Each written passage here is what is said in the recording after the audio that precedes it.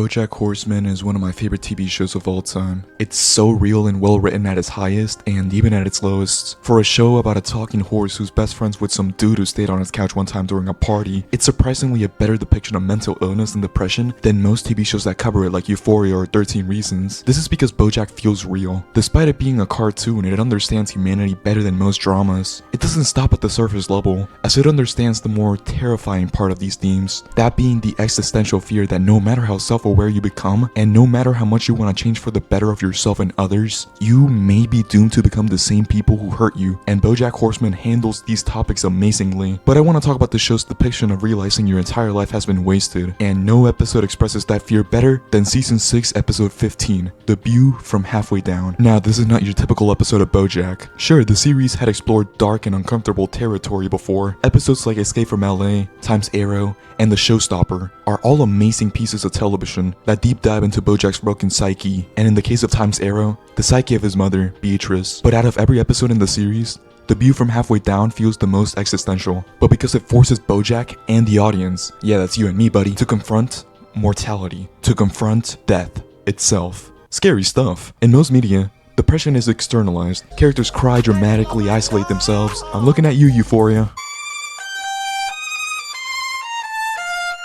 But Bojack Horseman understands that depression sometimes it's just the voice in your head that never shuts up. A voice that turns every mistake into proof that you're always terrible. The episode's stupid piece of shit is brilliant because it traps us inside Bojack's internal monologue. Every second of his day, from morning to sunset, is filled with self-hate. Even the smallest mistakes spiral him into complete psychological destruction. And what's terrifying is how normal it feels to him. He lived with that voice in his head for so long that it just becomes normality. But that voice, it didn't come from nowhere. You see, Bojack grew up in a household completely devoid of love. His mother, Beatrice, spent her entire life emotionally rotting under generational trauma, and his father, Butterscotch, constantly fantasizing about the great novel he'd actually never write, until he did end up writing it, and then he died because somebody called it bad. As you can see, neither of them really knew how to process their own pain, so clearly they were not going to be able to raise a kid. Therefore, they projected it onto Bojack. And Time's Arrow is what makes this dynamic so devastating, because this episode forces us to understand Beatrice without really excusing her. We see her childhood stripped away piece by piece. We see how trauma turned her into the bitter person we know her as. And suddenly, one of the cruelest characters in the show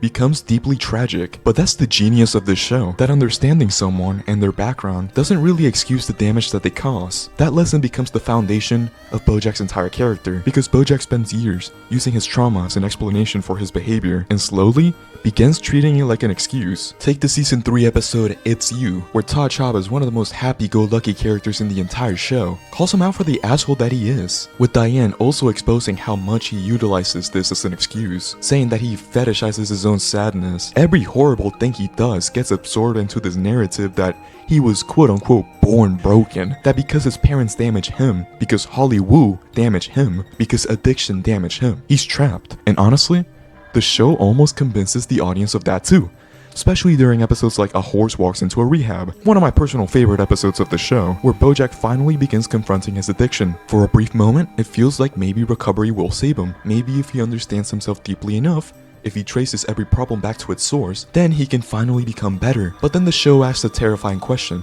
What if understanding yourself changes nothing, and you end up going back to those same old habits and patterns you hated about yourself? And the way I'm saying pattern is because this has happened pretty much every season. For that point, we're gonna take it way back into season 2 with Escape from LA, one of the most important episodes in the show and one of my personal favorites as well, because it's the moment where Bojack crosses a line that the audience can't fully come back from. Up until that point, the show carefully balanced sympathy and discomfort. We understood Bojack, we pitied him throughout season 1. Yeah, he did shitty stuff, but Escape from LA forces us to confront the damage of his actions without the safety net of his perspective. Charlotte represented something pure to Bojack, a fantasy life, a version of himself untouched by Hollywood, and when he realizes he can't have that life, he almost destroys her family trying to force himself into it, eventually leading to the infamous scene where he tries to groom her 17-year-old daughter. Bojack is almost 50, by the way. Seems like the horse from Horsing Around was doing too much horsing around in real life. That's what Bojack does constantly during the series. He wants love, so he demands emotional labor from Diane. He wants stability, so he clings onto Princess Carolyn. He wants validation, so he sabotages Todd the moment something right goes for him. He wants escape, so he drags Sarah Lynn back into addiction. And Sarah Lynn is where all of Bojack's excuses finally collapse. Despite Escape from LA showing us something irredeemable from Bojack, the season 3 episode That's Too Much Man might be the worst action Bojack has ever done. And we're talking about the dude that strangled his co-star, okay? He's done pretty bad things. But yeah, let's talk about Sarah Lynn. Because Sarah Lynn is not just another casualty of Hollywood. She's someone Bojack directly failed. From the moment they met, Sarah Lynn was a child begging for guidance while being surrounded by adults, exploiting her for profit. Bojack understands exactly how destructive fame can be because he lived through it himself. Yet instead of protecting her, he becomes part of the cycle that destroys her. And the horrifying part is that he knows. He knows that he's doing something wrong, yet he still does it anyway. The 17 minutes reveal in season 6 completely changes the audience's understanding of Bojack, because until then, there was still a little part of us trying to believe that he's redeemable, but learning that he waited 17 minutes before calling for help when Sarah Lynn, the person who went sober, then he immediately dragged out, took drugs with her, and eventually had her OD in his arms. He still waited 17 minutes to call an ambulance. Bojack understood the consequences, and he still hesitated. That's fucking horrifying, man. You could say that's too much, man. Not that people are secretly evil, but because human beings are incredibly good at living alongside the knowledge of their own cruelty. All of this eventually leads directly into the climax of season 6. After he loses everything, everyone, including Hollyhock, restarting his addiction despite getting sober, and ultimately losing the show he clung on to all these years, he breaks into his old house one last time, sees how far down the spiral he went, and well, you know the rest.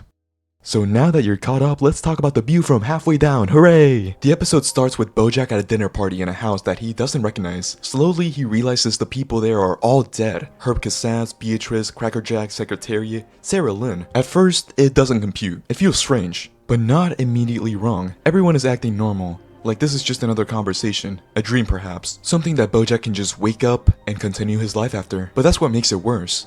Nothing about the setting is loud or chaotic, it's calm, too calm. And that's how this episode builds its horror. Not through shock, but through realization. Bojack isn't there to move forward, he's there to sit with the consequences of everything he's done and everything he's avoided. Every person at the table represents a part of his life he failed to deal with properly.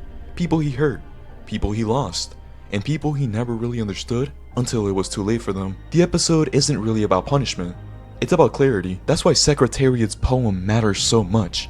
It's not just about death, it's about the idea that falling, in this instance from a tall bridge into the cold deep water, doesn't always feel like falling. Sometimes you don't realize what's happening until you've already gone too far to stop it. It reframes death as something gradual, something you can drift into without even noticing the exact moment it starts. And that connects directly to Bojack's journey, because Bojack has always lived in turning points. He thinks there will be a moment where he finally fixes everything, a moment where things click and he becomes a better person. But the episode rejects that idea. There is no single moment where everything changes. There's only everything leading up to it. Every choice, every avoidance, every time he knew better and didn't act. It all builds up into something he can't undo. That's what the view from halfway down really means. Bojack isn't at the beginning anymore. He's not at the end either. He's in limbo. He's in the space where he finally understands what's happening, but it's too far. He can't change it anymore. He's flying now, the view from halfway down. That's why the poem hits so hard. It's not just about offing yourself, it's the existential idea that you can't save yourself. It's too late. That's the point of the episode. Understanding doesn't save him. It just makes everything more clear, and once that clarity sinks in, there's no way back from it. Ultimately, he realizes this is not a dream. He's actually fucking dead. He drowned himself in his pool while also overdosing. No one can save him now. The darkness takes him, and then the episode ends.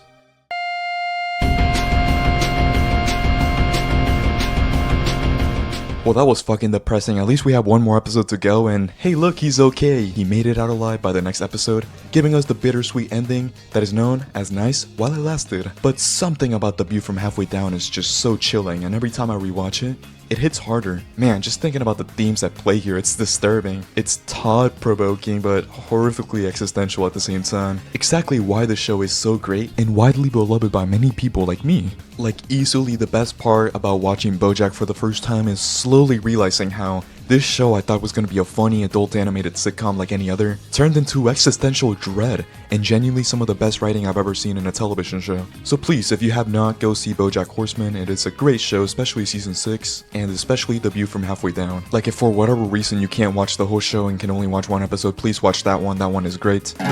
Back in the 90s,